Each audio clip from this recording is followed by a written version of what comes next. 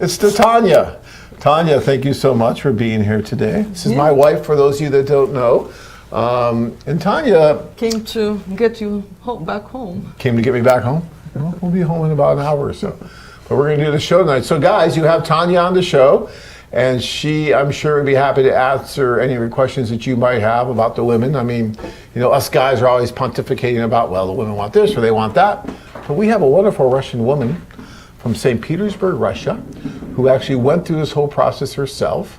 And we've been together now for 23 years. Oh, God. Smile, Tanya. Very long. Smile. Be nice to me. 23 years, and we just celebrated our 21st year wedding anniversary this past February. We were going to do a cruise. Then we decided, actually, Tanya. Last minute, I decided not to go. Yeah, if anyone knows Tanya very well, she has this second nature of being able to just see things. And this is in February still. And she just kind of had an idea that, cruise would not be a good idea. And this is before this whole thing was really happening here in the States. And thank goodness we didn't get on a cruise ship. As soon as you see some stranger guy next to Costco trying to sell water for $40 case, it's immediately message, no, be in trouble. Yeah. So we didn't do the cruise. We did other things that were fun and celebrated our 21st year anniversary. So guys, we also have a poll question out there tonight. So last week we talked a little bit about why you're here. I mean, why are you doing this? Why are you not just meeting a nice woman in Los Angeles or Houston or Dallas or, you know, San Antonio, or I'm doing all these Texas cities for some reason, Cleveland, Chicago, all those other cities that you could just meet a nice woman and settle down. And you guys really came in with some really good, deep answers to that question, and I appreciate that.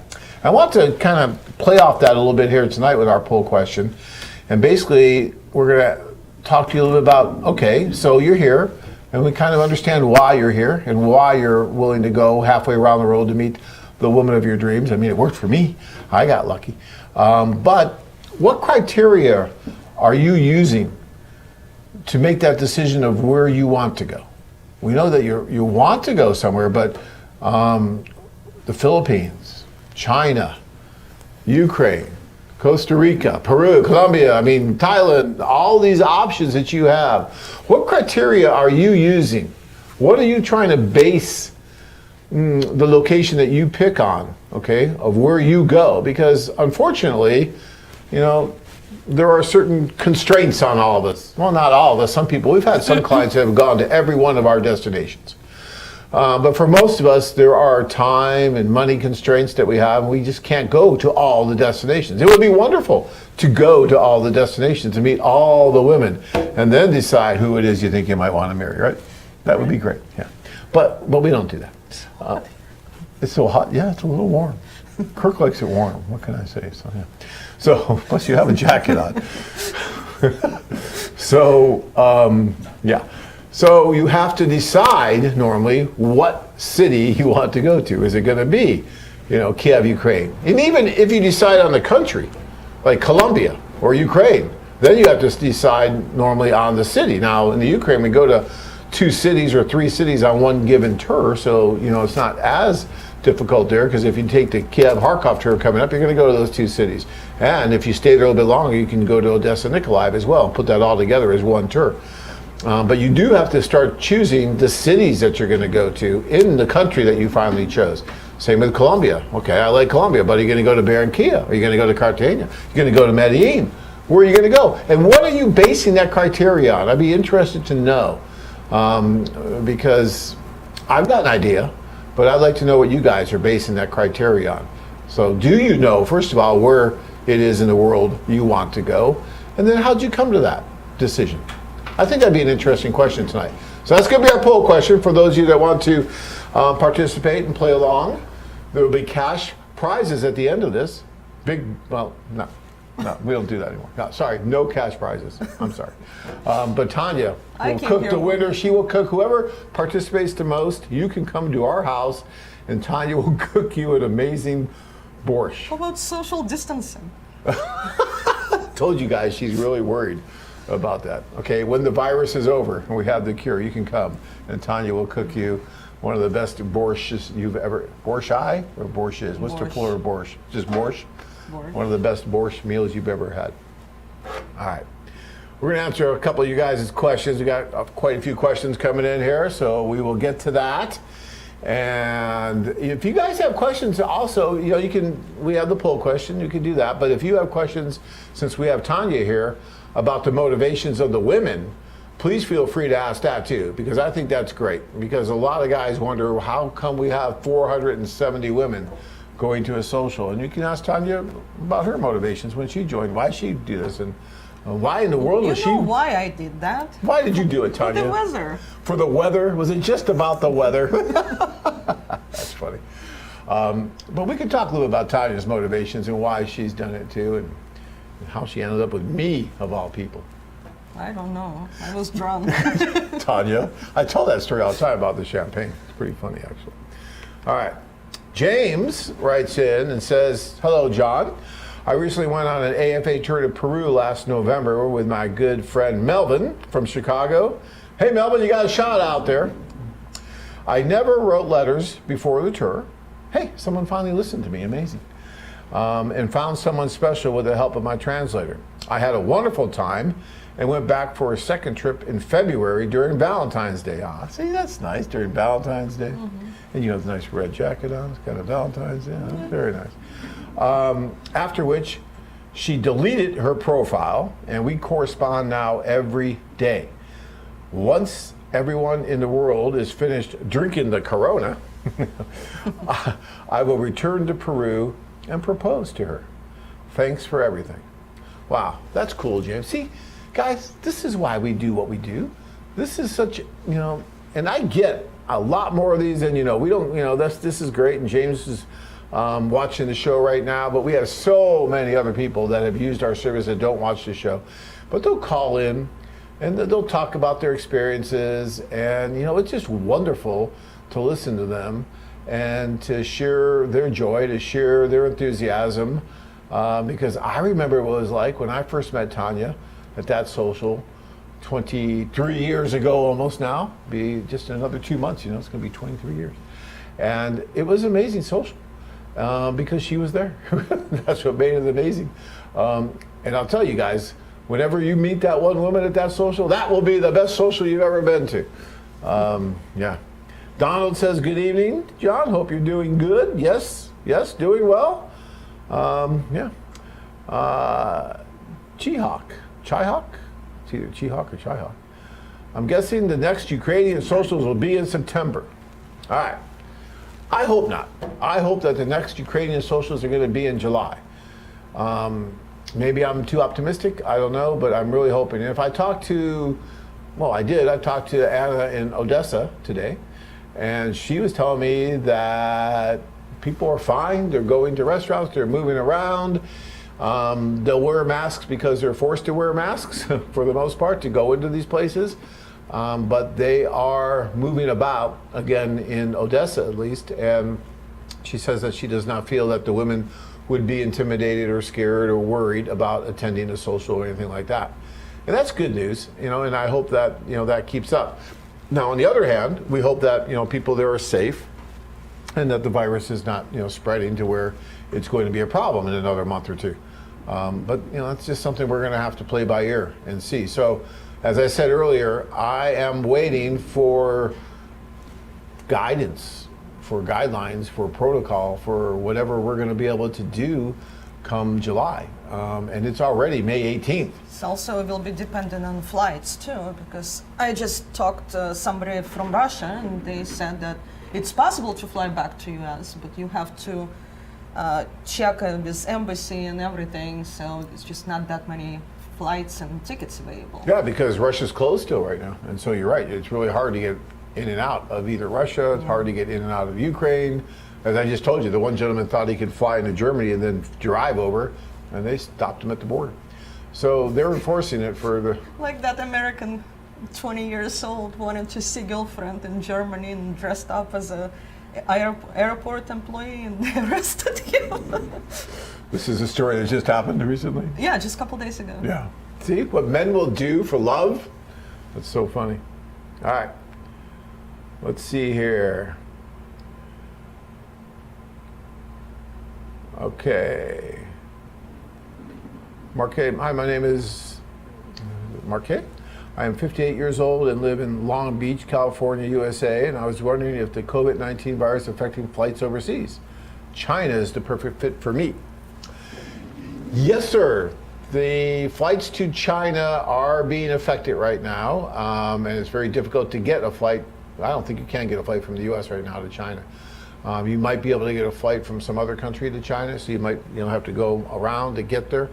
But I was speaking with my office in China here just recently, and they're telling me that whenever someone comes into China right now, that they have to do a mandatory 14-day quarantine.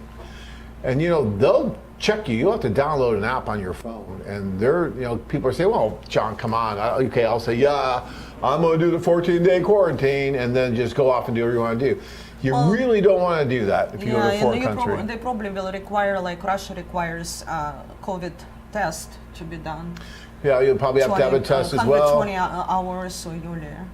Yeah, and then but they'll probably have you put some kind of an app on your phone too, if you're going to do a private quarantine. So these are all things that you really have to do your research on before you go, because it's changing daily. So I'm not going to sit here and tell you and act like I'm an expert and know exactly what's going on, because every day it seems to change. I know the UK just implemented that, where you have to do a quarantine when you go there. So it's going to make the summer travel very difficult, and summer vacations very difficult for people this year, just to travel anywhere. Vacations.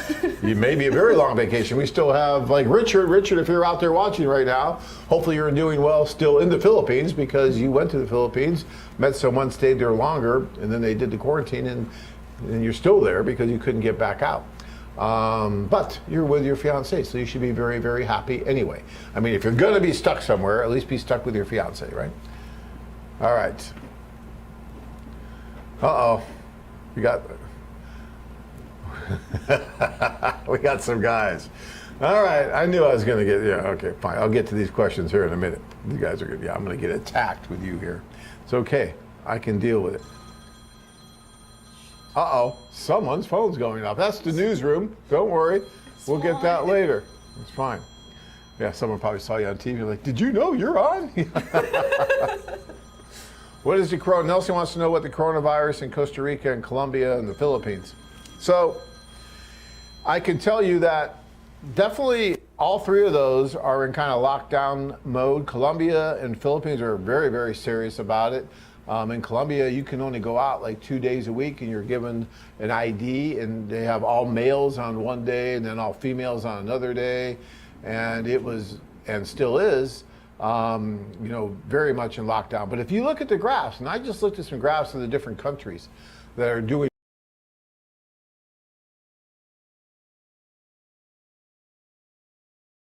down with cases, and so their curve is kind of like this, goes up and then kind of plateaued, and then it's coming down like this and then coming out like that.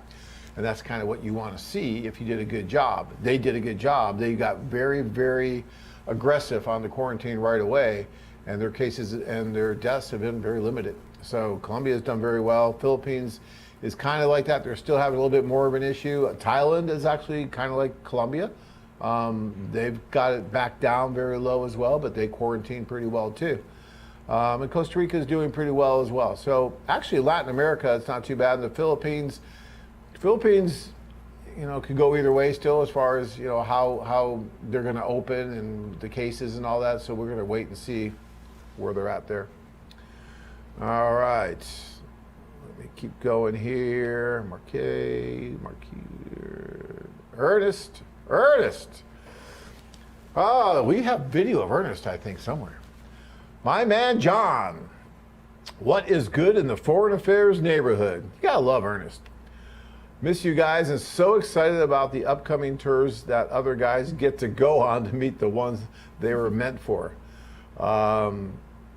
Loris is still on lockdown in Cebu, but we video chat every day. See, so someone just asked me about what's going on in the Philippines. Yeah, she's still on lockdown. This is his fiance, by the way, guys. Miss all the staff and fun. Hope you're all staying safe. The one thing about Ernest has such a great outgoing personality is this one thing about Ernest, there he is is that, he really fell in love, I think, with the process, which a lot of guys do.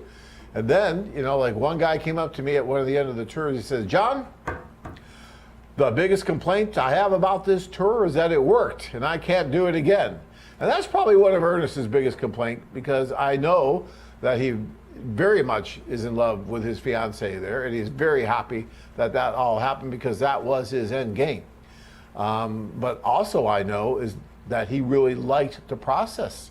The process, guys, is really fun. It's enjoyable. It's something that you should try, because even if you don't meet the woman of your dreams, you're still going to enjoy the process. You're still going to have a great time. It's still a lot of fun.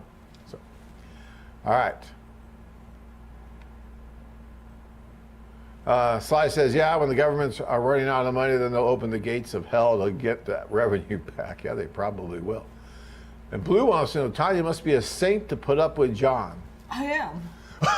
Nobody knows about it. It's my hidden secret. You're a saint to put up with me? Yeah.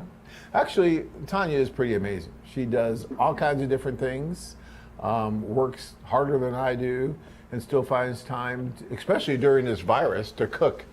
Like, oh God. 2 or 3 separate meals, because our son wants to eat one thing, and then our daughter will come over, she'll want to eat something, and then, but she's one of the best cooks that you'll ever meet, and so she can just look at something and then replicate it, and without any cookbook or anything. And then we have these wonderful meals like we did last night out on the balcony. It was like pecan crusted lamb or something. She's amazing. You really are. It's not pecan. Pistachio. Pistachio. Pistachio crusted, yes. It was very good. So, yeah, she may be a saint. It's possible. All right. Let's see here. Hold on, guys. Hold on. And again, guys, if you have any questions about the motivations of the women, feel free to ask. Dan in Florida says he chose the Philippines for 4 reasons. All right, let's hear it. Reason number 1, they speak English. Okay, and then that's a great reason. Did you know, guys, that everybody in the Philippines speaks English?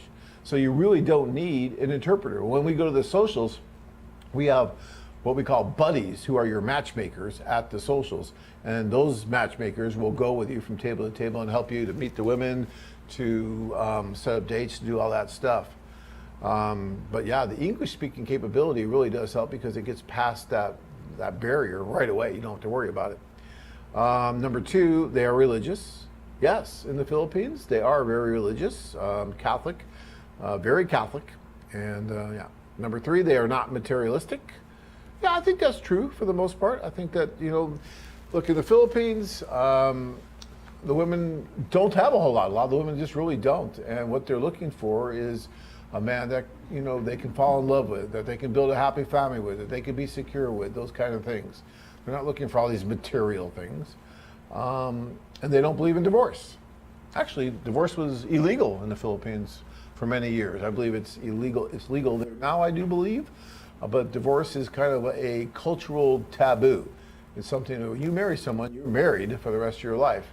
And if you are going to get any kind of a divorce, because they're so Catholic, it's usually in the form of an annulment that they would do. But divorce is very much frowned upon, and it's kind of a loss of face type thing. And yeah, so think about that very carefully, guys, when you are going to marry a Filipino woman, because it really should be for life, like any marriage should be, as far as I'm concerned. But yeah. Well, thank you, Dan. That's good. Those are all very positive attributes in a prospective wife. And I think that's great. I think Philippines is a very good place to go in search of someone. Okay, Sly. You got to know Sly. Sly's out there a lot. He's special. I like Sly. I do. But he wants to know. Question to Tanya. What made you give John even a chance at the social? A lot of champagne. Just the champagne? The hot weather, champagne. That was it? You were cute. Was I? Yeah. I kept coming back and bugging you, didn't I? Yeah. Pretty persistent. Yeah. But do you think that you were bugging me? Actually, I think my friend told me that you're not there all the time, so I can just go and talk more with you. So it was important to come talk to me, because I don't come that often. Yeah. Uh-huh. And you did, yeah. You finally did. I told a story. We met at the social, and Tanya, one of the first things she said when I came to the table, to welcome everyone there. And I had my bottle of champagne, but I'd already saw Tanya, and I was already absolutely stricken and in love, but I was really nervous, a little tongue-tied, sweaty palms and all that good stuff. And then she looks at me with this poker face and just says, I had a bad day in real estate, and I'm just here to, be with my friends, drink champagne, and dance. I'm like, okay, well, here, have some champagne. And I walked away. But there was something in that eye, that little glitter that's like, there's something there. Yeah. And 23 years later, we're still here. So it's fantastic. All right. Yeah, Sly, I know. I was surprised too that she actually gave me a shot. All right.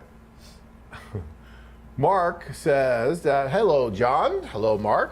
What my criteria was for going to the Philippines is based on my budget and the fact that I won't have to pay for a translator.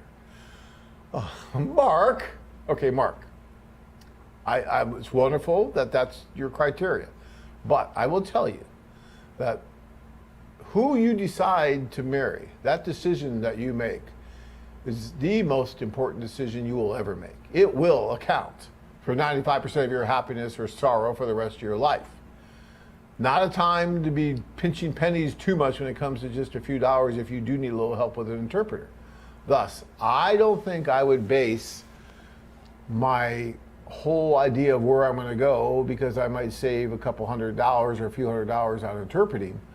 In the Ukraine and in Colombia and other places where you may need an interpreter, we provide the interpreter for free at the socials, so you don't have to pay extra for that at all. But outside of the socials, if you do need an interpreter, then we don't charge for that up front, but you do pay when you're there for the interpreter. And the reason we don't charge for it up front is that a lot of guys don't need an interpreter because the women that are meeting speak English. I met Tanya. She spoke better English than I did. Right? Her English was perfect. My English was much better than now. Her English was like more pure when I first met her. It was very pure. Then she started doing phone translations for you guys, and it went to hell in a handbasket. It was awful because she started learning. Like I came home one day. Yeah, and she's like, John, what's a schmuck? Schmuck? And she had no idea what a schmuck was, or those kind of things. So, But some of the women you're going to be meeting on these tours are already speaking English, and you don't need to pay for an interpreter. So why should we charge you extra for an interpreter that you may never use? Right? Makes no sense. So we don't do that.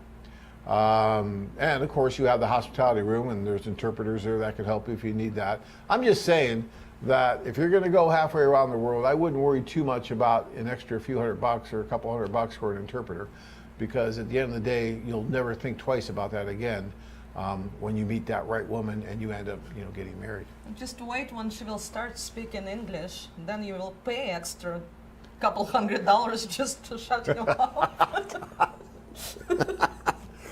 Yeah, Tanya always says that the reason we're still together is because there was a little bit of a language barrier, because even though she spoke English, her vocabulary was not like she was born here. So at the very beginning, I could say things that were probably not good and I'd be in trouble, but then I'd say, oh no, honey, you didn't understand me. So yeah, that's a little joke that we have, but yeah. All right, let's see here. Okay, Jack says to the poll, Philippines, because of the compassionate reputation of the women there. Okay, Jack, for that, I really agree with you on that. And I'll tell you, out of all the places we go to, I think that the Philippines are very, very much more compassionate than anywhere else we go to. I mean, not that other women, Tanya, for example, other women don't have compassion. But there's something in the Filipino culture that lends itself to that kind of compassion, where that many of them end up going into nursing, into caretaking, into things like that. And they have the demeanor and the patience and the ability to do that kind of work, and they're very good at it. So I can see that. I really can, for the Philippines. That makes a lot of sense. Okay, let me keep going here. Okay. So Blue says, for the poll question, where I live in Orange County, California, there's mostly Asian and Hispanic women.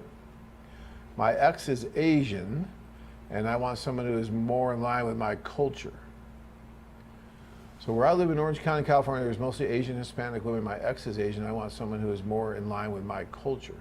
So I'm assuming you're saying Asian, then, I think, is what you're saying here. Blue. And yeah, okay. I see that. I can see that. Nelson says, my criteria is Spanish speaking or the Philippines because I was married to a Filipina for many years. I would prefer Costa Rica because I visited there and I enjoyed the country. It was peaceful and close to Puerto Rico. Yes, and so possibly then I would assume if you marry someone from Costa Rica that you might end up living there yourself maybe in some years and retire there. So I could see that. But you know, Philippines is a great place to retire too. A lot of expats will go to the Philippines because it is relatively inexpensive to live, especially if you need a caretaker if you're older or something like that. But it is relatively inexpensive to live. So I think Philippines is a great place to go, and Costa Rica as well.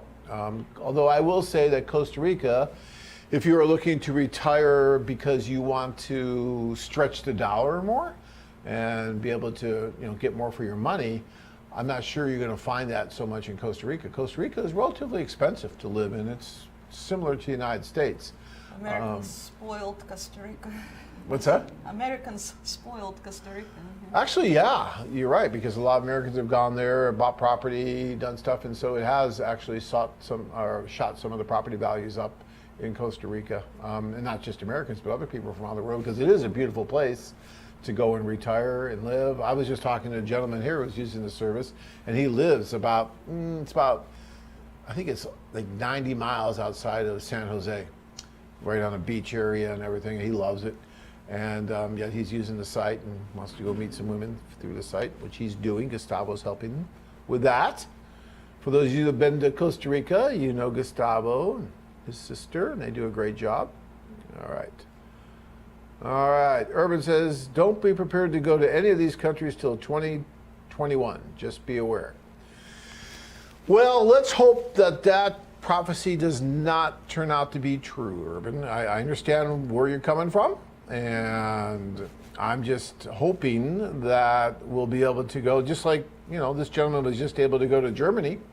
And you can go to Germany right now because they've dealt with it and they've flattened, not just flattened, but, declined that curve. And so, there are flights to Germany. You can go to Germany, you can go to some other countries. The countries that we're talking about right now, yeah, it might be a little bit longer before we can get into Colombia. We're into Costa Rica. That's why we've already canceled those tours in July. And again, I don't know where we're going to be with the Ukraine in July, but we're hoping that we can get that one done.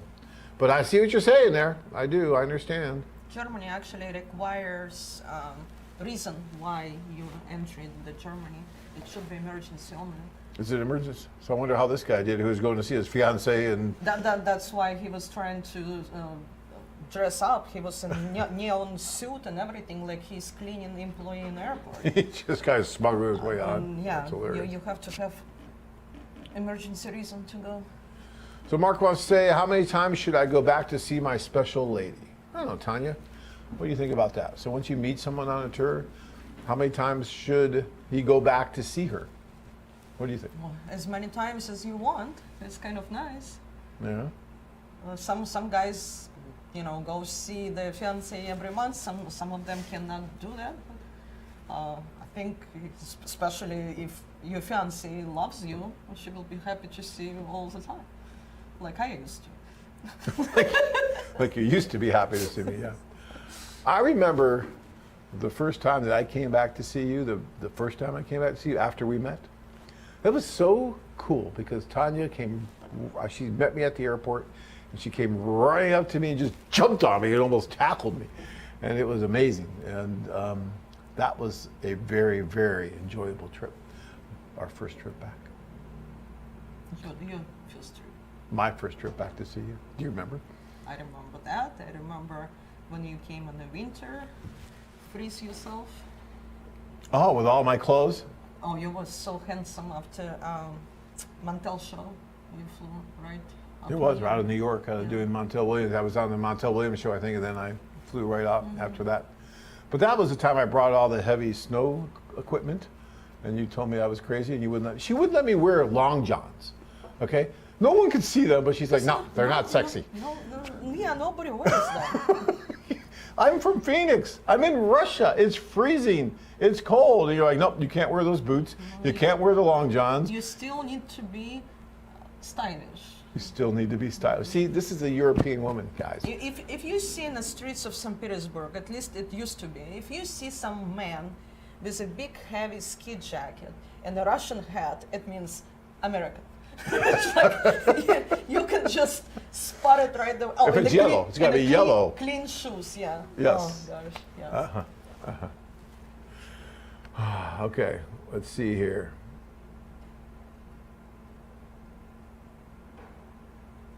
Did I get the McKissick here? Yeah. Okay, so Mark, go as many times as you can, because every time you go, you build a relationship. It's better, better, better. I was able to go and see Tanya, and even when I wasn't, because sometimes I lost the battle between my other two partners because they also had love interests there, because we all met and married our wives from Saint Petersburg, Russia. So it was difficult for me to get there every time. But even if I couldn't get there, Tanya always sent me back like a really, really nice care package. She said she made these stuff. Did you really make those stuffed animals? Did. You made those stuffed animals? I made the stuff. She made stuffed animals for me. I mean, it was really amazing. I still have them over there. Well, this is the good part of Russian kids' education, because they're teaching us how to cook, how to clean. That's true. How to make stuffed animals, just in case of... She actually got the sewing machine out the other day. She was making masks for her friends and for herself. Really nice, kind of fashionable. You could probably go to the mask business, Tanya. You were doing good with those masks. You were doing good with those masks. Cooking business and mask business now. All right. McKissick says, oh, wait a minute. Come back to this thing here. Duck. McKissick says, I chose Colombia because of the proximity to the U.S. It is inexpensive to travel there. Spanish is relatively easy to learn. The women are attractive and a good mix of women with family values. Okay, those are all good reasons. I'm up with all those. I think that's fine. Yeah, I think that's good. And you know, family values is very important to women from Colombia, from most of the places that we go. But Colombia, you see it there. And the women are very attractive, and you know, Spanish is relatively easy to learn. You know, my brother actually went there, and he did a club there. And he was meeting all kinds of different women, and finally he just said stop. He just couldn't meet anymore. There was just so many women. It was just too many. But he met this one woman, and he had kind of kitchen Spanish because he's been in the restaurant business his whole life. And then she really didn't know English very well, and then they taught each other their languages through Google Translate or whatever, and because they would Skype with each other every day. Just like Tanya taught me Russian. Oh, yeah. If I would have a bird, I would teach the parrot to speak Russian. It would be much faster.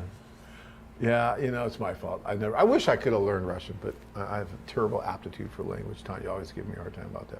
So Phantom wants to know to Tanya, what's the Russian woman's opinion on Latin men from the Americas? So what do Russian women think about Latin men coming from maybe like a guy from Peru or from Colombia? Hot salsa. Hot salsa. Well, I'm Italian, half Italian, so I got a little bit of that. Yeah, you can just go there. Yeah. So what do you think? If a man goes from, say, has a Latin background here from the States, or he's coming from a Latin country, how's he going to do in Russia? What do you think? He will be doing just fine, like anyone else. I don't see any problems at all. It's actually, a lot of women love black-haired, you know, kind of not macho type of, you know, Latin men. Yeah. All right. So you're okay. What did you say first? Hot salsa? Right.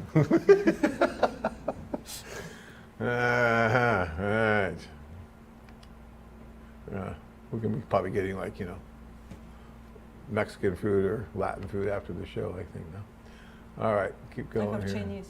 Oh, Chinese, okay. Okay, let's see here. Melvin wants to know, if Ukraine is able to reopen, would you consider rescheduling the NEP-ZAP tour?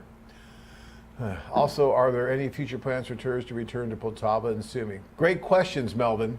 I wonder if you're the same Melvin that I was talking about earlier, who was the friend of the guy who went to the other country. But anyways, no.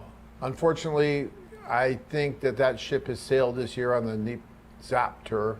It's really unfortunate. I wish we could do it, but given everything that's happening, the last thing we're going to be doing is adding any tours to our schedule for 2020. We want to try and be able to do as many of the tours that are still on the board as we can for 2020, because our goal really is to get you guys over there. We don't want you writing letters forever. We don't want you don't need to write a letter at all. I didn't even know this woman existed till I walked into the social that night, and she was there. And I taught you how to write. And then she taught me how to write, because I hated writing. I did not want to write at all. So I would, she would write all these wonderful letters and cards. She'd send me all these cards in the mail, not by email, in the mail. And I would just call her because I just hated to write. But then she finally got me to write a little bit. But I don't think we're going to be able to reopen or reschedule. It's just not going to be the timing for it for the NEP Zap tour. Definitely, we will get back to Sumy.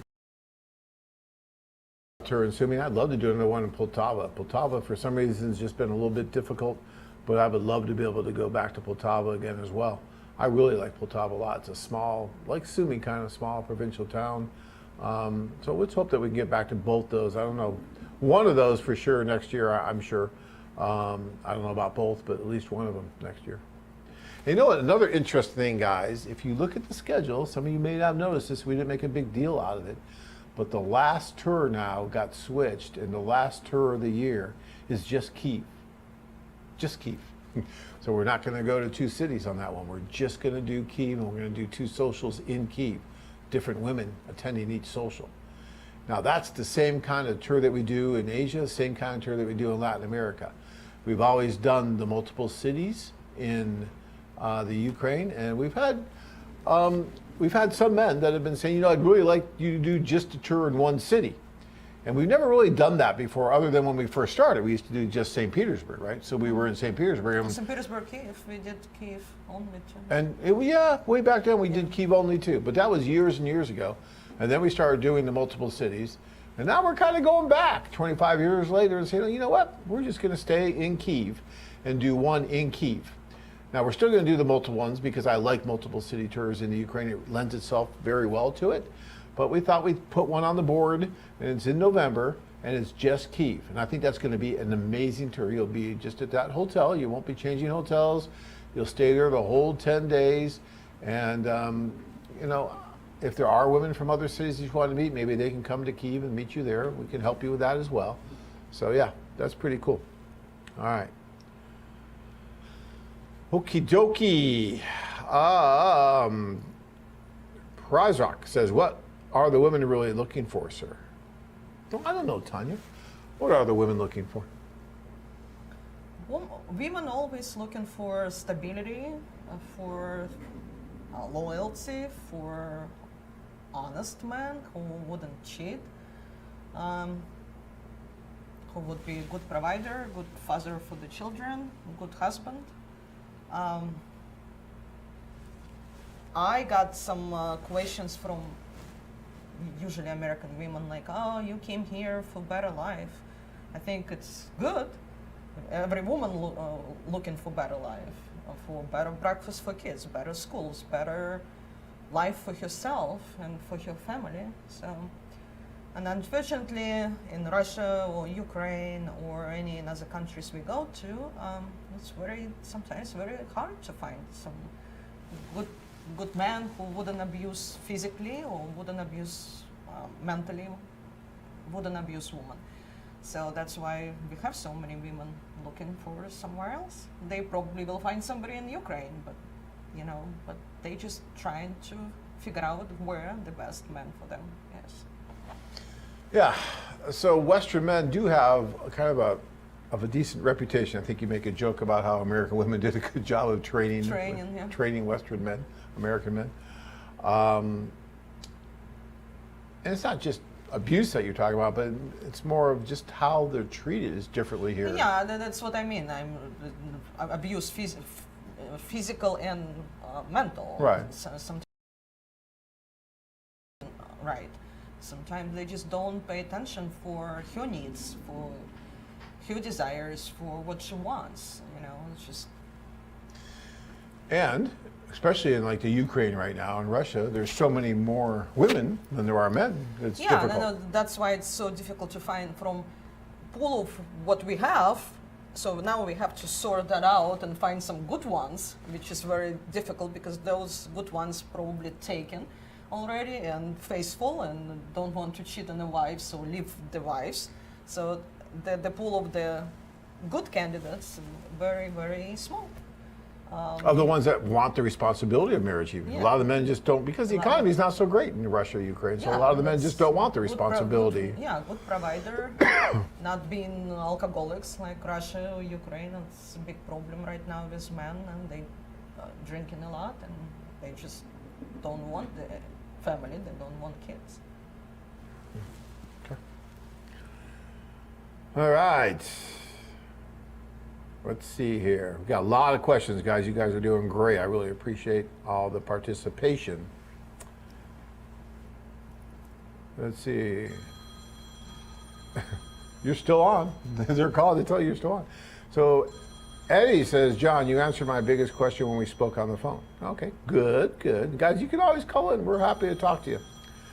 And then McKissick says, I'm still undecided between Medellin, Barranquilla, and Cartagena, although Medellin seems to be a technical and fashion center, while Barranquilla is a coastal town. I like the beach. Yeah, I would say that Medellin, when you say it's technical and fashion center, yeah, I could see that, but it's also got a very, like a European flair to it. It's very European. And so you'll see all these cafes and restaurants, and in the cafes, they have the chairs out on the streets and stuff. And I don't know, it's just got much more of a European feel to it in Medellin. It's up in the mountains, so it's a little bit cooler. Definitely not on the beach. And if you like the beach, then I would say either Cartagena or Barranquilla would probably be better. Cartagena is going to be more the touristy beach, people hanging out stuff, whereas Barranquilla is a little bit more like industrial. older. Yeah, Cartagena more older. business in Barranquilla. Cartagena is like the party place. Chiva buses going down the streets all the time. You like Cartagena, huh? Oh yeah, I did like Cartagena. Old Town? Old Old Town's Town really is nice. beautiful, yeah, it's very nice. A lot of good restaurants, a lot of places to walk around. Yeah. Mm-hmm. Okay. All right. James says the overall value for money of the trip. The overall value, I think you're saying, for money of the trip. Also timing of the tours. Finally, the reputation of the. Oh, these are the poll question. Okay, so he's looking for the overall value for how much the trip is, what you're getting out of it, and then the timing. That's important to him for the tours, which is true. That's a factor. Then finally, the reputation of the location. If I were going to the Philippines, I would only contemplate Manila, as the women of Cebu, in particular Davao, are relatively unsophisticated. You will find more sophisticated Filipinas in other countries working as English teachers, blah, blah, blah, and in Ho Chi Minh. P.S. I live in Hanoi. It would be Thailand for me, I think.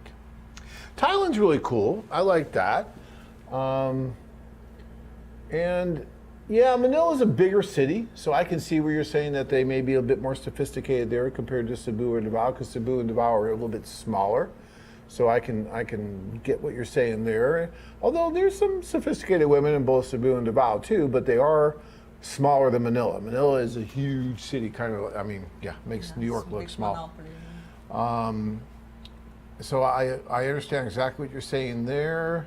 You'll find more Filipinos in other countries working as English teachers in places like Ho Chi Minh and Bangkok. And you live in Hanoi.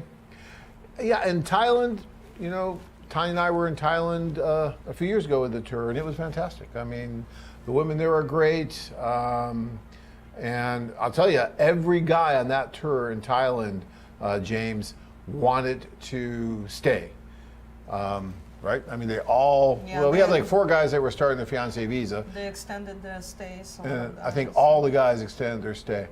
And there's a lot to do in Bangkok. Oh, it's very fun country to be around, and that's actually Thai. Thailand. I think we filmed that actually. And Yeah. it's a lot of things to do, a lot of exotic things, a lot of food to try, great restaurants too, and yeah. And Thailand is one of the countries that's doing a fairly good job with this virus thing. So they may open up a little bit sooner here. We'll see. Thank you, James. I really appreciate that. It's good thoughts there. All right, Ryan says, I chose Ukraine for the bountiful, beautiful women with traditional family values. I am a sucker for blonde hair. Well, then you'll do just fine in the Ukraine. And they do have traditional family values there. They're looking for that one man that they can build that family with. And it's hard, like Tanya was just saying, for them to find that often. That's why the last social, when I was there in February, we had 478 guys. I mean, who's that young, good-looking guy there? All right. Dan in Florida. John, I heard there's a new immigration policy regarding the K-1 visa for women from the Philippines. It's now 250% of the poverty for income must have medical insurance under and a possible cash bond of $8,000. I have not heard that at all, Dan. So I will, I always tell you guys, if I don't know the answer to something, I will check it out. So I will contact Lori, who's the attorney that we use quite often and refer guys to, and ask her if she's heard anything about this. I would be surprised that this would be happening for women from the Philippines. I'd be very, very surprised. I would think if they're going to do anything like that, that it would be, no, I'm sure this is not true. Because first of all, if they did anything like this, it wouldn't be just for that country. It would be across the board, I think. And 250% of the poverty, I mean, right now, it's 120% of the poverty level, okay? So it's just a little bit above poverty level. Now you're going to go 200, no, I don't see it. That's usually U.S. law. So if U.S. would do that, that's probably would be for everyone. For everyone, yeah. For every woman Yeah. coming for fiance, because Yeah, I don't know where you heard that. Of U.S. I don't know where you got that from, Dan, but I'll definitely look into it, but I can't even imagine that that's true. I don't think so. All right. Nelson, I am 60. I am only interested in women over 40 and prefer a lady about 45 to 52. I think that's good. Are there many ladies in that age category in Costa Rica and Colombia? Absolutely, Nelson, there are. So I think that's fantastic. And you know, that's realistic. That's being very realistic. I mean, you know, I always talk about how you want to try and stay within 20 years of the women that you're interested in, and you're right at that 20. And actually, you're looking more at about 8 to 15 years of an age difference, and that's great. I mean, you know, Tanya and I have. I'm only 15 years younger than Tanya, and you know, so yeah. No, we only have about a 9-year age difference, and you know, Tanya still thinks I'm too old. Yes. So. Yes, you are. So I think that you would do just fine in Costa Rica or Colombia, Nelson. I mean, you need to look at the profiles. You need to take a look and do that age sort. Just put in those countries and put in the age, and it'll pop up all the profiles that fall within those parameters, and then start looking and seeing who you think you might be interested in, and then. Yeah, there are wonderful women there, in age of 40s, 50s. Yeah, absolutely, and I think that's great. When will you have free dating seminar in Omaha, Nebraska? Well, what are you laughing about? As soon as we can fly. Oh, as soon as we can fly, yeah. Yeah, Tanya's a little concerned about this virus thing, and I'm concerned about it too. I mean, you know, it is out there. So that's the only thing that's really stopping us. I'd love to get to Omaha. I think we'd have a great showing in Omaha. And I will try and get that on the schedule for towards the end of the year. Get up there and see you guys. Maybe in the middle of the winter. Just go there when it's just cold as heck. But I'd love to get up there and see you. You know, we only have one seminar on the books right now, and that's to Las Vegas in June, which we're hoping that we can do in person. I'm hoping. I'm Tanya's worried still about this virus thing. The others that we've been doing virtually, and you lose a lot with the virtual thing. You just do. It's not the same as being in person. I would love to be there in person. Tanya usually comes with me on these things when we go out, and you get to know her. Right now, Tanya's being a little stoic, and she's being kind of, prim and proper. But when she's at the seminar, she drinks a glass of champagne. She really, I don't tells drink champagne on the seminars. Just kidding. But yeah, Tanya, she's usually the big hit at the seminars because, once she starts really talking to you guys and getting to know you, she really starts opening up and telling you what she really thinks about how all this works, and it's wonderful. She tells it to you straight, that's for sure. All right. And by the way, the dating seminars are free. They're always free. Look, we want to try and give you guys as much information as possible, and we toyed with the idea of charging for it, and maybe even charging and then reimbursing if you go on the tour or something like that. Maybe one of these days we'll try that. But I like having them free. I really do, because I hate charging you guys just to give you the information about how this works so that you have an idea of whether or not you want to go. And I don't think you should have to pay for that. I think that should be free because we give you a lot of really good information. We've learned a lot over 25 years, and yeah. All right, Greg says, I've been to Russia, Ukraine, and Thailand, and I'm planning to go back to Ukraine, all of Ukraine, and maybe Saint Petersburg again. It is a much easier trip going that way than going to the West. The prettiest women are in Ukraine and Russia is a second, the prettiest women are in Ukraine, and Russia is a close second. Ukraine is a lot of fun also. Okay, Greg, I'm sitting right next to a Russian woman. Do you want me to sleep on the couch tonight? Thank you. Thank you so much for that.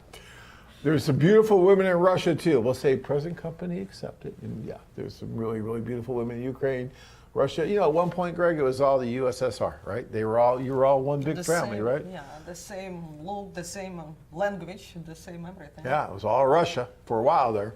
Soviet Union. Back to the USSR. Yeah, okay, we won't start singing. I don't do that. Okay. No. Nobody wants to hear that, that's for sure. Be nice. It's like that funny story I told you, right? So I went to balcony, started to sing, right? Neighbors didn't like it, started to throw apples on me. And tomatoes, yeah. And tomatoes, and I will go out tomorrow because I need more eggs and potatoes. Yeah, and I would definitely get pelted with tomatoes and stuff if I started singing. All right, Chuck says, I got a notice with Lufthansa. They were booking flights between LA and Kyiv starting early July 2020. That is good news. Yippee! Is that great news? And should I book now for the July 2020 Ukraine tour? And the poll question, ladies that I am compatible with. That's what Chuck's really looking for. Well, Chuck, if Lufthansa is telling you that, that's really good news. That does not necessarily mean that Kiev is going to, cooperate with everything that we want to do with the tours yet. So we have to wait and see what that really means, because they may fly you there, but then the Ukraine might say, well, yeah, now that you're here, thank you very much. Go quarantine for 14 days. Or you can't have gatherings of more than 20 people or 30 people, which would be difficult considering we have gatherings of 400 plus people, 500 people. So we're going to have to see what the protocol is in order to do what we want to do. I'm not sure that there is even how they will fly, because nobody has direct flights to Kyiv. So that's if they're saying they're doing if they're saying from Los Angeles to Kyiv, because Lufthansa needs to land it in Frankfurt. So the same problem. Well, no. He's just saying Lufthansa is booking flights between Los Angeles and Kyiv. Doesn't mean it's direct. Okay. So that means they'll go through Frankfurt or something like that. Yeah. He didn't say direct flight. He just said flights. Okay. Leonard's on with us tonight. Leonard, how are you? We've just been talking up Thailand there, Leonard. You heard that. Yeah. You can thank me later, but Leonard is our manager in Thailand. Hi, Tanya. Reference flights. There is a ban on international flights into Thailand until May 31st, which was recently extended until the 30th of June. However, Emirates Airlines are selling tickets for flights that land July 1st. The shopping malls are open again in Bangkok, and the girls are waiting. Leonard. Yes, and Tanya loves this one shopping mall, which is only about maybe a 8-minute walk from our hotel, where it's a very, very nice shopping mall. Then when you go downstairs a little bit, they have this huge food court type place, but it's like no food court you've ever seen. Really nice restaurants with all this stuff, and it's like $2, $3 for these huge meals down there. I mean, it was amazing, wasn't it? Yeah, that was a good place we found. Yeah. Tanya's kind of a foodie when it comes to these tours, and so she'll like to go on eat the street food. You partook in a little bit of street food in Thailand, didn't you? Yeah, I did. Yeah, you were doing the street food I there. did a lot of street food. Yeah, you were actually Some buying something, and dishes. an elephant was walking down the street, remember? Yeah. And you were actually buying something. I'm like, that's an elephant walking right by. I know, it was wild. All right. Let's see here. Duck, duck. Eddie says, answer the poll question. I like to think I will make my choice based on the lady, not so much on the outside, but what she's like in her heart. As to my choice, I would prefer the Ukraine.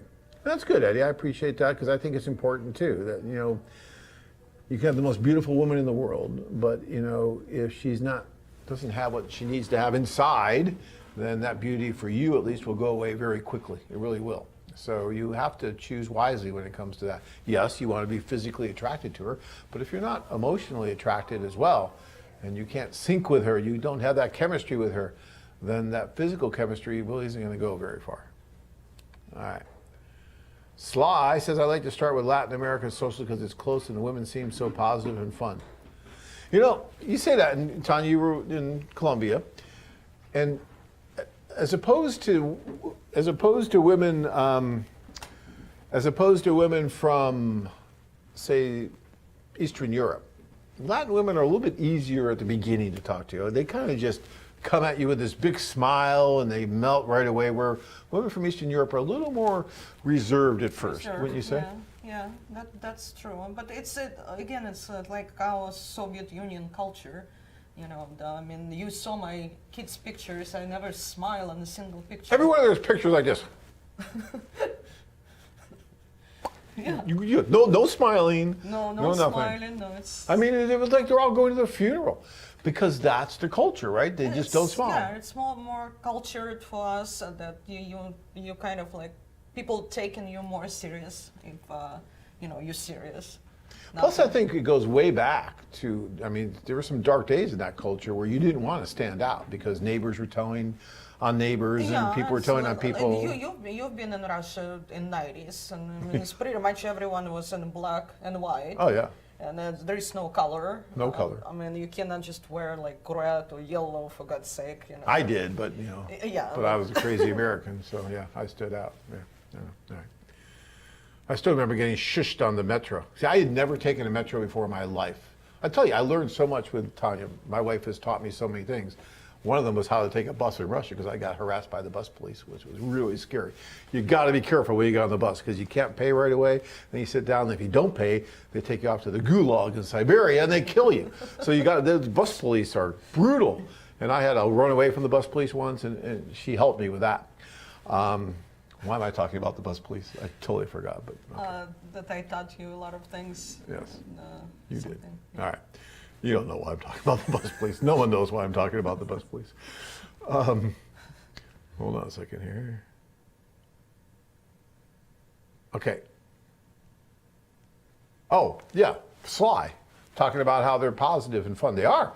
You go to Colombia and right away they just smiling at you and then you get to know them. It's just a little bit easier, I think. Not that women in Eastern Europe are not amazingly passionate and warm and friendly. Tanya is all those things to the nth degree. But there's a little bit of a veneer you got to get through, a little bit at the beginning. There's just a little more stoic at the beginning, whereas in Latin America, they just disarm you right away with this big grin. Kind of like the Philippines too, where they're always smiling. And it's just, they are very positive and happy all the time. And they love to dance. Sly, I'm thinking you can dance. I don't know. I'm just guessing. Just by the way your attitude is and what I'm just guessing you can dance.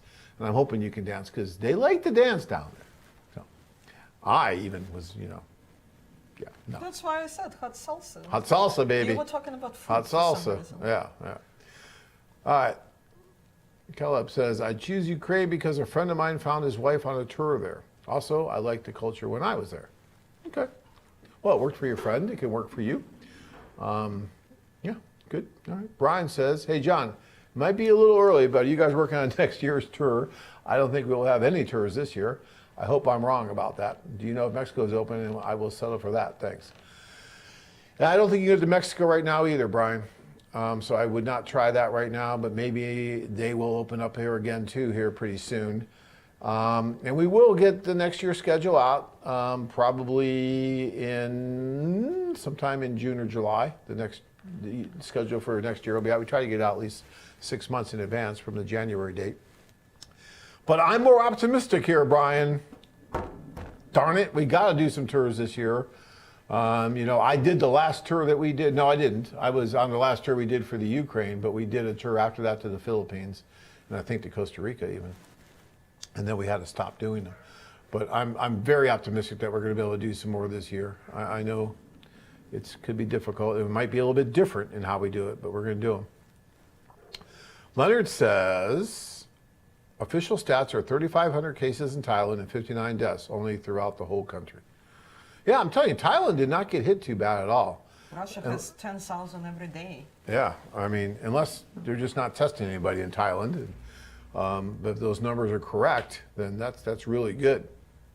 Maybe the virus just doesn't like Thai food or something. I don't know. Okay. Chuck says, a couple questions about ladies from the Ukraine. I see many profiles where she is divorced, and I mean there are quite a few. So is this something us guys should be concerned about? And if not, why not? Okay, and then the second part of that question is, and many ladies say in the profiles they want security or a man who is attentive. What do they mean, and do they understand they likely will have to work in the U.S. if they move here? All right, so I'll take the first question, and then I'm going to have Tanya, I think, work on the second one. But the first question, I see many problems where she's divorced, and I mean there are quite a few. Is this something us guys should be concerned about, and if not, why not? Okay, so one of the issues in the Ukraine is that many people there, as opposed to here right now, will get married very early on, okay? And it's still kind of that way in their culture. I was just talking about someone about that today when he was saying, well, I don't think you should even have women who are, under 25 on your website because they're not really ready to get married. And that is our thinking nowadays here in the States. Although my parents were married in their early 20s, and it was very common for many of people in that generation and the generation before them to marry that young. And it still is common in the Ukraine, but a lot of times people aren't quite ready when they get married that young. Thus, you might have more divorces. But people learn. They live and they learn and they go through that. And so I don't think just because you see someone who is divorced that that's actually going to be a problem. I see so many people who have married women who were divorced, and there's many men who go over who were divorced, and it's just part of life. Unfortunately, that can happen. But I don't think you're gonna, it's any more of an issue that it would be anywhere else. And actually, given the fact that these women are now really trying to find the right partner and not just settling for someone else and making some of the same mistakes again, I think that speaks to the fact that they really want to find that right person and make this, unity work this time. So. And most of the divorces in Ukraine, for example, or Russia, or just happen because of, again, some maybe abusive situation, maybe alcoholism, maybe husband decided to cheat and find somebody else. So yeah, the culture is different there. Yeah, nothing wrong. Usually nothing wrong with a woman about that. No, and Tanya's mentioned this a couple times about being monogamous, about not cheating on your spouse, that kind of thing. And in Russia, in Eastern Europe, it's almost expected to have an affair, the man to have an affair, is it not? Well, let's say it's not shocking. I mean, nobody wants. It's not expected, but it's accepted. Let's put this way. So it's common. It's very common. It's very common. Yeah, it's not probably like, because there's so many women. Oh my God, and so I few will men. shoot myself. My husband just cheats on me. So it's like, okay, So it's a little bit different than the mindset here in the States, where yes, people cheat on each other, but it's not kind of in the culture, right? It's not embedded in the culture where you have that mentality. But women understand that now. They understand that there are other cultures where, where is security? That's security coming from. That women looking for security. They looking for secure relationships so that they won't be outside on a house, kicked out next day. That's security. That their kids will have good life. That's security. That's what women looking for. That they will be very 100% sure about the man who they will find. Okay. And then another one, attentive, and that's basically every woman wants attention from the man. It doesn't have to be first from the husband.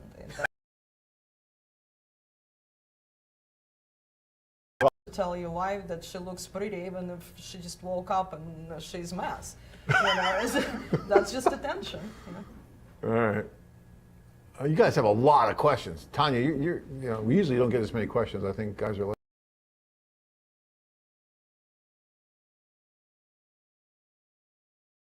At 7:30. Okay. We got time then. So because we're already. She can work in an Uber because it's a lot of criminal check should be done and everything before you actually will become Uber driver, at least to my understanding. Okay, here we go here. We got to move quickly here. Boy, I'm just kidding. Oh, somebody thanked me for showing up. Well, that's nice. I'm going to get to that in a second. Man, we're just way behind on these questions. Okay.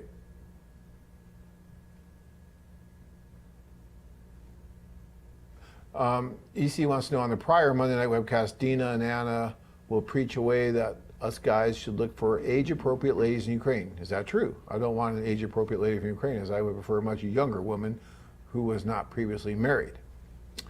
So what do you think about that? I'll say, and you can say what you like. I mean, look, I usually have that rule of thumb that once you start getting much over a 20-year age difference, you have to be careful. And this is just from my 25 years of experience in the foreign marriages and seeing what happens. I will tell you that we have a couple from someone who works in this building. And he's not part of a foreign affair, but he's known us for years, and he's married to a wonderful woman, and they have a 40-year age difference or so, maybe a little bit more. And they've been married now for years and do very well.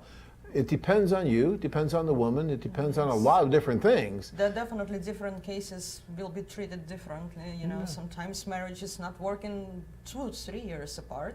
Sometimes it will work, but it depends on your energy too. If you're 70 and she's 20, you have to be 20 again and do the same thing she wants to do. And you probably done 50 years ago, but you cannot sit on a rolling chair and say, "Oh, honey, I've done this three times 300 years ago when you were not even born." Yeah, I mean, the guy I was just telling you about, he's in his 70s, she's in her 30s. They climb mountains. He goes. And they do all kinds of stuff. He does. For better, for worse. And Tanya and I, we've had them over for dinner. And they're a good couple. I mean, you can see the body language, I mean, it's there. I mean, so it's not fake. Okay. We got to keep moving, guys. Unions.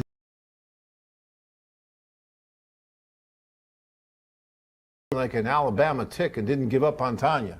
Yeah, see, you told a lot of champagne that night at the social. Yeah, we're going through. Thomas says, I think Philippines will have flights by November, maybe even earlier. I hope so, Thomas. I hope so. Good job. She really does. Yeah.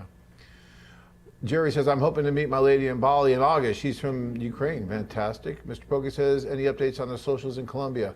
Unfortunately, we just had to cancel the one in, I don't know how they're going to do with foreigners, so we're going to have to see. I think Tanya would be the best BS detector to help me. Tanya is an amazing BS detector. I'll tell you. With Tanya, she was just working recently with a gentleman, and she told him that this woman, she was on our site, but she was not good, right? And she was giving Tanya a really hard time. And Tanya could tell all she was really wanting was money and stuff like this. And she told the client, that she's working with that, this woman is not for you. She's not good, and we're going to take her off the site, and you should probably not pursue her. But he's like, yeah, but she's so hot. She's just so hot. And Tanya's like, yeah, I know she's hot. Right? But you shouldn't do this. And he did. And I think it ended up costing him probably an extra $5,000 by the time he figured out that this was not good. If he would just listen to Tanya in the first place. There was another client several years ago that just was so in love with this woman, even though Tanya kept telling her that she's lying to you, she's doing this, she's doing that. And it would have been in Tanya's best interest to say, oh yeah, she's fine for you, and she could have moved on. But she kept telling him, no, this woman is not good for you. And he got mad at Tanya and threw Tanya away. He said, okay, that's it, I'm not gonna work with you anymore. Then he finally hired a private investigator and found out that this woman really was lying to him and doing this and that. And it really hurt him because he really loved this woman, obviously. But Tanya, I'm telling you, she'll tell you. Look, her father, okay, was KGB. I mean, really KGB. I unfortunately never got the chance to meet him because he passed away before I met Tanya. But I've heard great stories about him. And this woman is the daughter of a KGB agent. I mean, you don't get away. I feel bad for our children, okay, because they don't get away with anything. She comes home, she's like, why is that chair moved? You had a party. Oh, yeah. I mean, my kids, poor kids, they're going to be in therapy because this KGB person. All right, let me see here. Hi, John and Tanya. This is coming from Jesse. I need to say thank you for the advice your staff gave me several months ago. When I asked a question about seeking a lady with a child, I wanted to know what age of the child would be easier to accept me into the family if we marry. The answer was the child should be very young. I remember that Tanya had a child when you met her. So I started my search for a lady with a young child. Why? Because I've had prostate cancer and I can no longer give her a child naturally. So if she already had the child, then I felt the future would not be one day her saying, hey, I want a baby. So guess what? I found a wonderful lady and she has a 1-year-old baby and she understands I cannot give her a child. We are meeting in the Ukraine after restrictions are lifted. We write daily. Thank you, by the way. How is your son maybe doing? My son Jason is already registered for your 4-city tour in Ukraine in July. I hope July is a go, Jesse. That's so cool, and our son and daughter are doing fantastic. I think that's what you're asking there.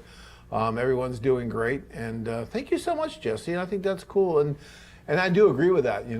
Tanya did have a son when I met her, and he was 2 years old when I met him, and on our first date, he proceeded to throw up all over me in the car, and that was wonderful. Okay, I still remember that.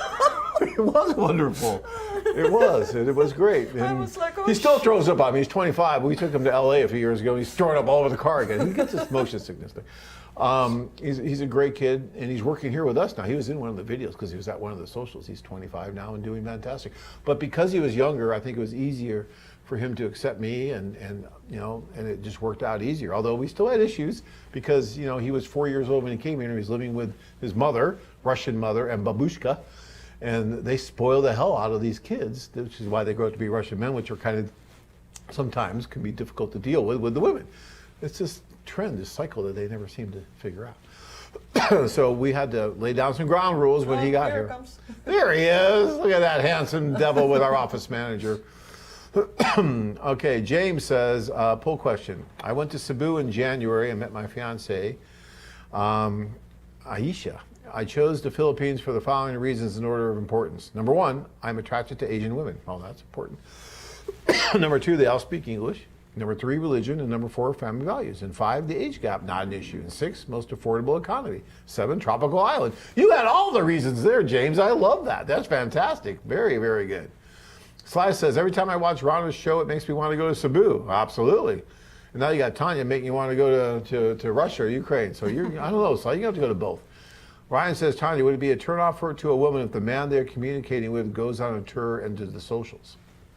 So would that upset the woman that they're corresponding? Because it's actually it's easier to tell a woman. You don't have to tell her like, oh yeah, I'm just going to shop for another 100 women. But it's better if you will just say, yeah, I will just join this tour, because it's easier to be to be with different guys. It's easier to because company knows what they're doing, so it's easier for me to be in a strange country. I have no idea what I'm doing here, and then plus women understand that what will happen if she wouldn't like you? What happened? I mean, she walks away, and I had this once with a client. He flew She was staying behind the column in the airport, looked at the guy, didn't like him, and walked away. And he was 2 weeks with nothing to do, nobody to play with. Just, so it's women should understand. And if she's already so possessive and that makes you so upset, maybe it's not the right woman for you. Yeah, you're just dating. You're not in a monogamous situation. I say this all the time. So yeah. Okay.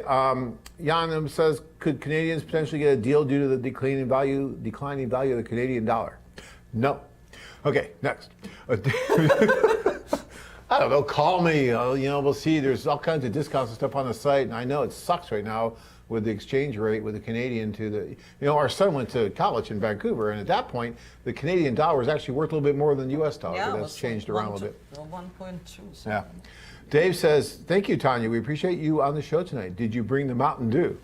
Yeah, see, you didn't bring me the Mountain Dew. I need the Mountain Dew, I know. And Tanya won't let me drink coffee because she knows how bad that is. Dave also says, oh no, that was the same thing. Okay. Ernest says, Tanya, just a little fun question. I'm wondering if John is a snorer like I am in bed while sleeping. And if he snores bad, how did you decide it was worth coming all the way to America to listen? That's assuming we slept together before I came. This is getting way too personal now, Ernest, while trying to fall asleep. Sorry, John. Love you, bro. Shout out to my friend Rana, my partner in crime. Also, shout out to my boys from the tour, Richard, Mike, Stevie, Tyler, Daniel, James, and all my other brothers, Philippines island lovers. It's like a biggest star. Same.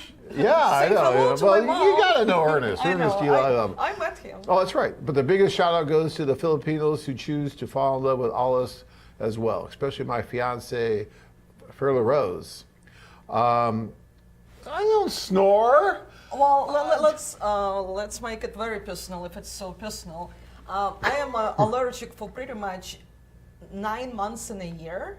Yeah, because anybody everything blew in. snores. So I snore. I have no idea. He snores. He ended up on the couch periodically because I cannot breathe. But Poor I don't Tanya. know. Yeah, Tanya so does suffer like amazingly with these damn allergies. Yeah. Sly says, I never knew Russians had such a good sense of humor. See?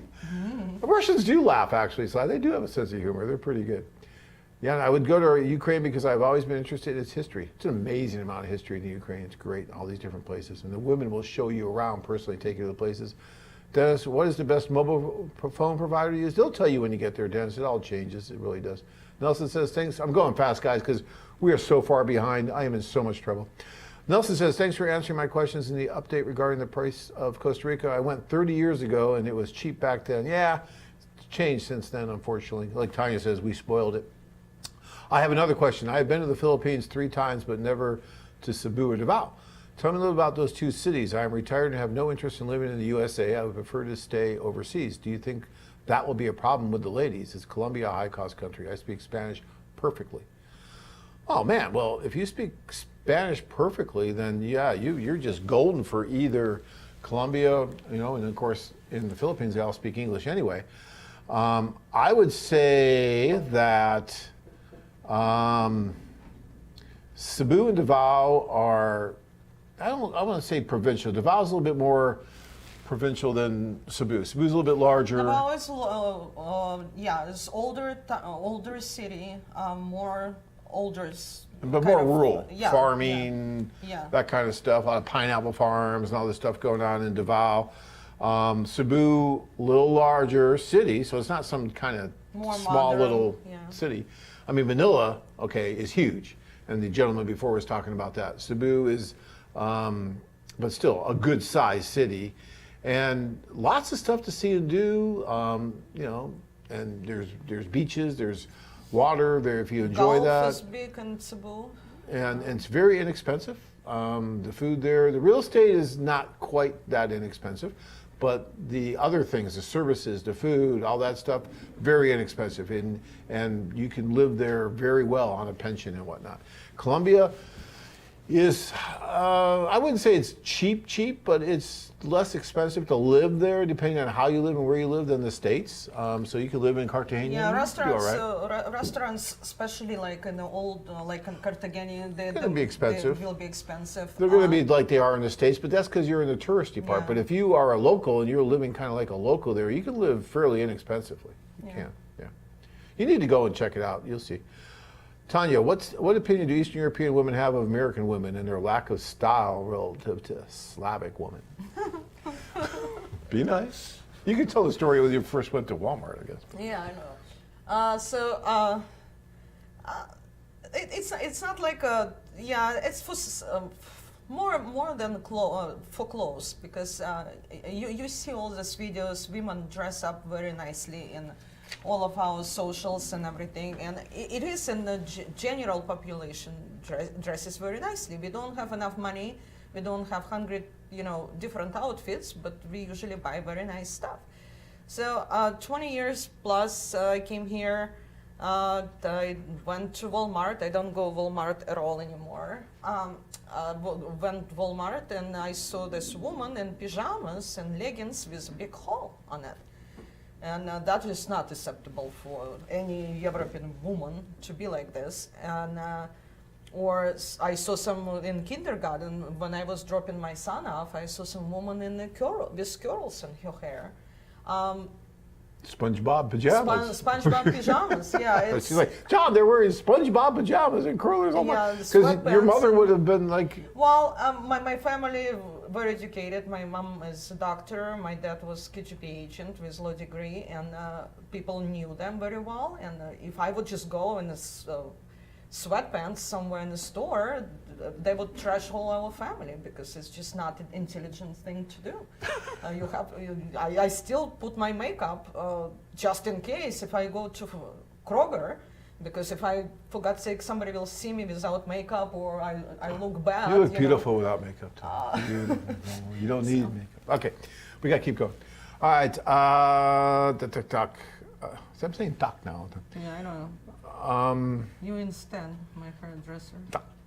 Barry says, Ukraine, live in Brooklyn, New York, always interested in the Russian culture. Brighton Beach. In 1987, I went to Kyiv, met two beautiful women. In 87, wow, that's a long time ago. Moscow, Yalta, and Leningrad. You know, Tanya's funny story. She got on a plane and she left Leningrad, and when she was returning, they said, no, you are now entering Saint Petersburg. It's like, Saint Petersburg?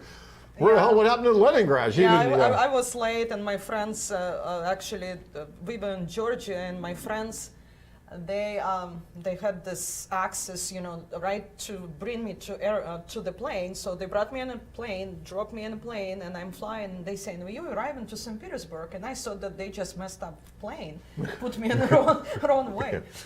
All right.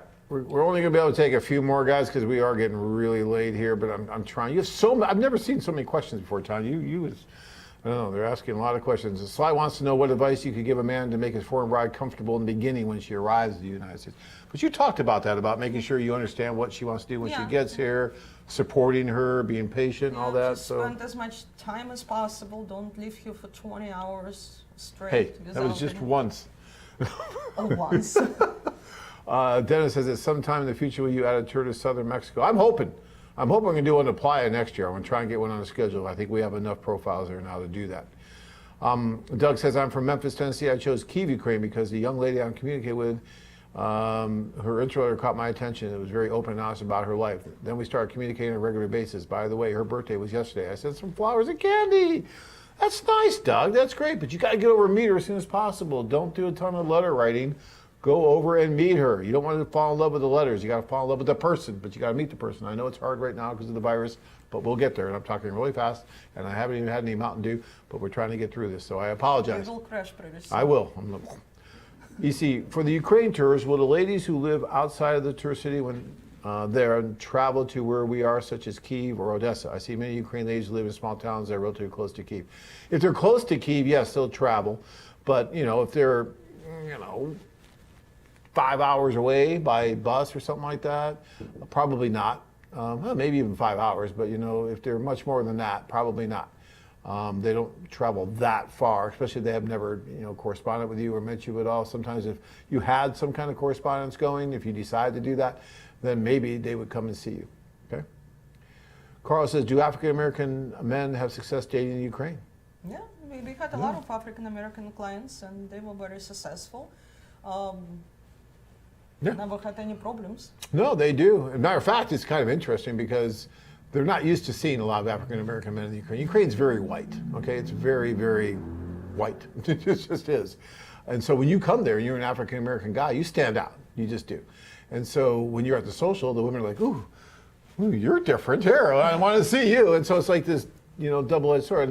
But the flip side of that is that they're very ignorant to the whole thing. And so there's not racism there or anything like that, but it's just the fact that they don't know. They're not used to it. So sometimes family members are like, wait, what? African American? You're interested seriously and possibly marrying an African American man? This is different. We need to talk about it, and sometimes that can play into it. So you have to understand that when you go. But we've had African American men that have married Ukrainian women and done very well. But just understand that there may be, just because they're not used to it. That's the biggest thing. So it might be a little bit more work you have to do with the family to convince them that you're a wonderful person. That's all. Nothing, no big deal. All right. Matt says, hey, love what you guys do. I'm seriously thinking about doing the Columbia social when it opens back up. Well, Maria and her staff and everybody down there would love to see you, Matt. I'm really hoping we can do that. The Columbian tours are a blast, a lot of fun. Barry says, I have an open deposit, want to go in July since I will turn 60 July 28th. Well, I hope you can go still, Barry. 60, better late than never. I want you over there. We don't want to wait till you're 70. I had a guy once who waited till he was 91, okay, and went on the tour. Don't do that. Never do that. Matt says, you guys should do a seminar in Columbus, Ohio. I would love to. We did one in Cleveland. I took these guys, well, Tanya and our kids, because I was from Cleveland. So I took them around and showed them where I grew up and stuff. There's a monument there. This is John Adams' old home thing. No, not really, but there should be. Okay, Blue says, my daughter is going to be 30 and I really feel creepy to think about dating someone so close to her age. This is the age range. 45 to 57 is the age range. I mean, that's fine, Blue. I mean, look, everyone's different. And everyone looks at that a totally different way. And I get it. And, for me, I'm way happy where I am. Tanya probably wants someone a lot younger, but she's stuck with me, so tough. But, yeah, that's just how it is. All right, Darwin, can an American guy have his wife deported if he catches her cheating on him after she got her green card through marriage? Yeah, I don't know. Look, guys, if you're going to marry someone and that kind of stuff happens where she's cheating or you're cheating, that's just not good at all. I can tell you, you got to choose wisely. You got to pick that right woman. I go on a lot of these tours myself, and I'm gone for 2 weeks, 3 weeks at a time, and I'm around hundreds and hundreds of beautiful women. And in 20 and my dry cleaners love that because I get notes still. It's phone numbers and all kinds of stuff in the pockets. Yeah, I get notes, but you know what? In 23 years, I've never given it a second thought because I would never cheat on Tanya. I just wouldn't. First of all, she's KGB. She'd bust me in a heartbeat. Second of all, I love her. Maybe that should have been first. But yeah, I love her. Yeah, that was first. I love her. Secondly, KGB. And you know what? I never give it a second thought about her cheating on me either. Now, maybe I'm naive, but in 23 years, it's never crossed my mind either. Because why would I want to be in a relationship where I have to worry about someone cheating on me? Someone not to me, the most important thing. Yeah, the beauty, the chemistry, all that stuff's great. But one of the most important things, if not the most important thing, is trust. And if you don't have trust, why bother? Why even be there? So what I guess I'm getting at is at the very beginning, when you're choosing, make sure that it's there. Make sure you have this reciprocal, wonderful relationship like I did with Tanya. When I met Tanya, I had to do some things to make her like me, okay? I'm not the most likable person in the world, believe it or not. And so I almost burned down a whole hotel. I'm still banned from that hotel, I think. They won't let me in when I turned it into the bistro, you remember, right? And I stole my mother's china and cooked the meal that you were afraid to eat, the mushrooms. Yeah, I opened the window when it was 30 below and I got sick next day. Yes, I almost killed Tanya there too. But there's certain things that we do when we love someone. I was talking about this last week. You woo, right? You woo them and then you feel, but you know what? There's a lot of things that she did to me too. And in that relationship, nice, romantic things. Get your minds out of the gutters, guys. I'm talking about romantic, nice things. So anyways, we got to keep. One of these days, Tanya and I will do a show and talk a little bit about the things and how our relationship kind of went, Tom. We just don't have time to go into all that right now. June 6th coming up, Vegas, baby. I know, Dave. Vegas. And you know what? Ironically, that was the last in-person seminar we did. Tanya and I were in Vegas, remember? Right, and all this thing was happening, and it was like in February, I think. And we did that one in Vegas, and that was the last in-person seminar we did. Was it March even? 3rd, I think it was March, yeah. Oh, March 8th. Oh, yeah, it was March 8th. Yeah. So we were there, and this was when it was all starting, and we still went to Vegas. We did it. Ran through Caesar Palace with hand sanitizers. And I was really, really sick that first night, remember? I'd eaten something or something. Now, if I would have gone there like I was, they would have kicked me out of the hotel. Yeah. All right. Because it's interesting, by the way, I'm an acrophobic. Will I have any issues in Medellin with heights? I live in the San Francisco Bay Area, but I avoid San Francisco like the plague for the same reason. A little bit, yeah. I mean, if you're worried about those big hills like San Francisco's, Medellin, that's a good comparison. Medellin's a lot like that. And there's a lot of big hills. Now, where we are is kind of in the valley, and so you don't have to go up there if you don't want to. But if you start going up those really big hills, and what's ironic about Medellin and what's different about that compared to the States is the poorer people live way up on the mountains where the beautiful views of the cities, which I love, they live way up there where, you know, if you was here like in Phoenix, you'd be paying tons of money to live up there. But the people with all the money live down in the valley because they don't want to be up on the mountain because it was always hard. Philippines. Yeah, is it the same? Yeah. Remember Yeah, because the transportation was hard. Mountain, it was like really, really Yeah, poor. beautiful. Yeah, it was really poor. Yeah. Okay. And then I'm thinking of doing the Ukraine trip. Are these programs difficult for bashful men? Elliot, the one cool thing about this is that when you go on one of these tours, the staff there they're there to help you. So if you're bashful, if you're shy, first of all, you're assigned a matchmaker before you go into the social, and that matchmaker will bring you out of your shell. She's going to walk you through that social. She's going to help you navigate it. She's going to help you meet the different women. And if the matchmaker that we assign you with is not strong enough for you, then we'll and I did this the other time when I was there in February. We assigned this matchmaker with this guy who was really shy, and she wasn't quite as strong as she needed to be. So we switched them and got this really experienced, really outgoing, aggressive matchmaker / translator, and just took that guy everywhere he needed to go to meet the women he needed to meet. All right. And then, let's see. Barry says, do you ever take a woman off your site based on being invited to socials and they never show up? Invited by a fair many. Yeah, actually, Barry, we've done that. You know, but normally we'll call the woman first and then just ask her, hey, what's really going on, you know, and why couldn't you, and all that. But then if it's, you know, constantly where we see there's just no interest, then yeah, we will. Okay, Tanya, are the women in Costa Rica materialistic? Should I see Costa Rica women with no child or child? I have 2 sons, 12 and 13, and divorced 9 years. And we have one more question after that, and then we're going to be done here. So, again, we talked about the women in Costa Rica, and Tanya's never been to Costa Rica. I've never been in Costa Rica. Yet, so. I think that it depends on woman. It doesn't matter where geographically she's located. It just depends on woman, and you have to be very careful just choosing the right woman. Like any another country, it could be materialistic woman, it could be not. But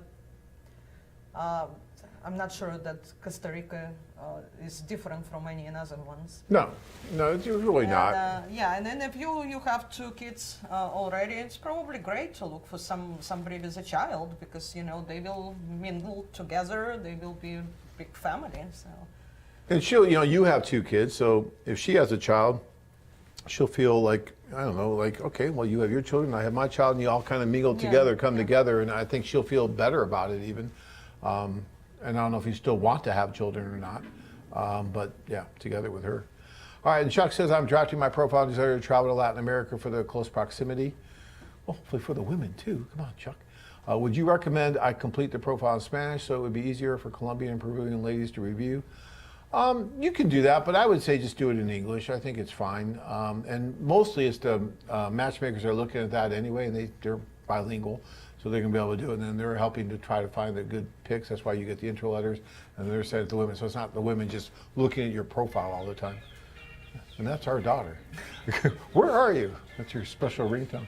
Yeah. So guys, because we're way over time here, we have to go, and our daughter's calling. So yeah, we have to go see what's going on.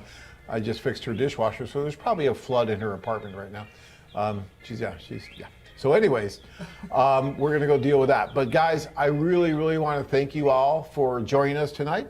And Tanya, I want to thank you for coming here. It's wonderful. Thank you so much. We'll see you Yes. at home, snoring.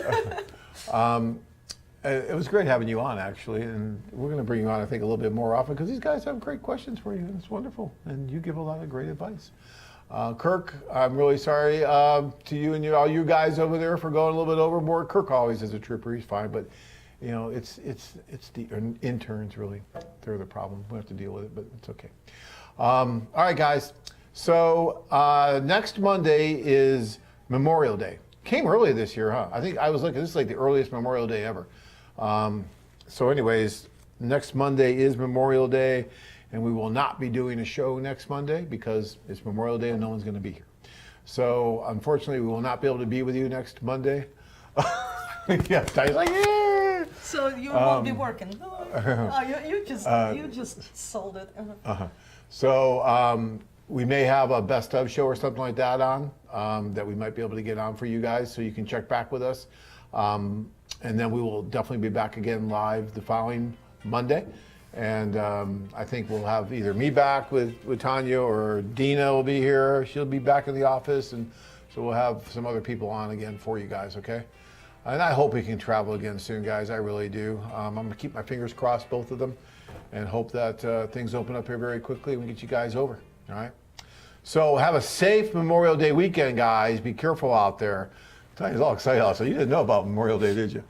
Well, now you're not working. Yeah. But be safe, guys. We will go Home Depot. Oh yeah, we're going to Home Depot. That's our big weekend. She got that from that movie. We're going to go to Home Depot. All right, guys. There's Joe. Yeah. Hey, Joe, how you doing? Yeah, that's pretty funny. All right, now we have to call Joe. All right, guys. Until next time. Thanks so much. Bye-bye. Good night.